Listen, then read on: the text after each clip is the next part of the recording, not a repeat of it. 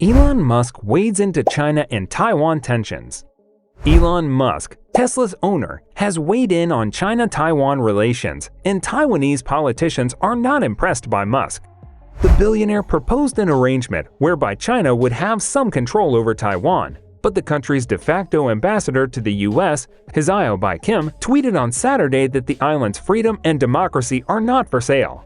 The billionaire's comments were issued just days before he floated a possible deal to stop the war between Russia and Ukraine, which drew criticism in Ukraine.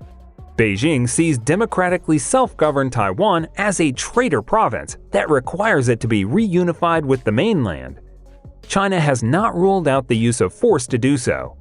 In an interview with Financial Times issued on Saturday, Musk gave his suggestion would be to figure out a special administrative zone for Taiwan that is reasonably palatable, probably won't make everyone happy.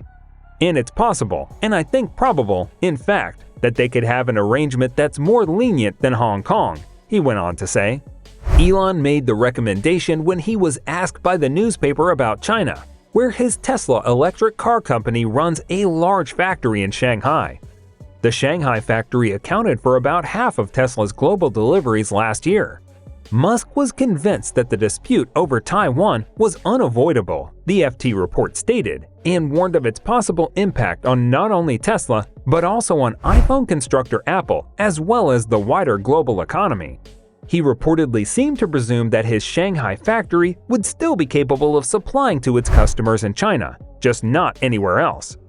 Apple would be in very deep trouble, that's for sure, he said. After which he roughly calculated that the global economy as a whole would suffer a 30% loss. Musk also stated that China had sought affirmations that he would not give the Starlink internet service of his SpaceX rocket company there. He said Beijing had made evident its disapprobation of his current rollout of Starlink in Ukraine to assist in the military circumvent Russia cutoff of the internet. Beijing, which says self-governed Taiwan is one of its provinces, has long vowed to bring Taiwan under its control and has not precluded using force. Taiwan's government rejected China's sovereignty assertions and stated only the island's 23 million people can settle its future. Earlier this week, Musk suggested that Ukraine permanently surrendered Crimea to Russia, that new referendums be held under United Nations auspices to decide the fate of Russian-controlled territory, and that Ukraine concur to neutrality. On Saturday, Qin Gang, China's ambassador to the US, expressed his gratitude towards Musk's suggestion of a special administrative zone for Taiwan. I would love to thank @Elon Musk for his call for peace across the Taiwan Strait and his idea about establishing a special administrative zone for Taiwan. Actually, peaceful reunification in one country, two systems are our basic principle for resolving the Taiwan question, the China's ambassador tweeted.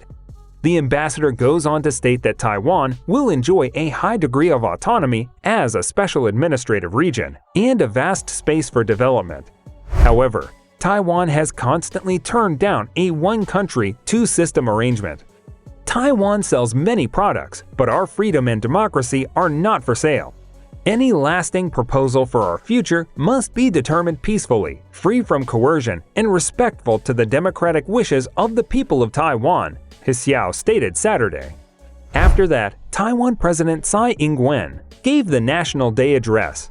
She did not address Musk's comments, but did speak about relations with China. I want to make clear to the Beijing authorities that armed confrontations are absolutely not an option for our two sides. Only by respecting the commitment of the Taiwanese people to our sovereignty, democracy, and freedom can there be a foundation for resuming constructive interactions across the Taiwan Strait, Tsai stated, according to an authentic transcript of her speech.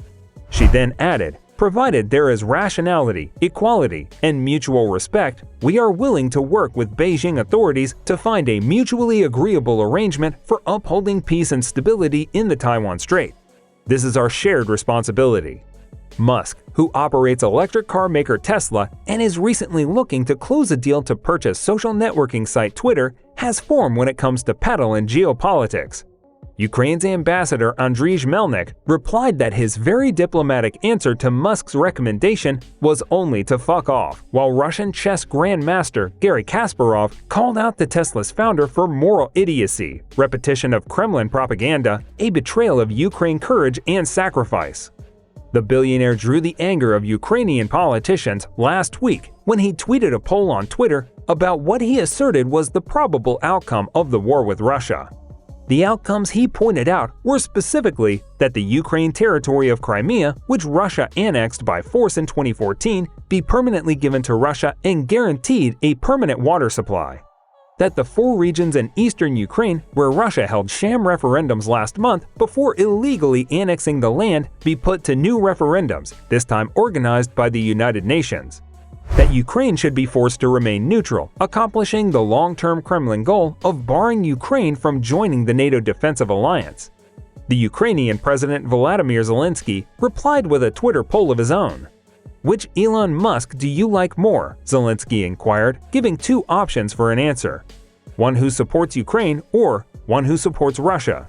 The harsh responses from Ukraine were all the more noteworthy because Musk had achieved quasi-folks hero status in Ukraine since the start of the conflict. Musk's Starlink satellite communication system has enabled Ukrainians and the Ukrainian military to avoid internet outages that have hounded the country. Yet the comments from Musk are not actually out of character for the political critic and world's wealthiest man.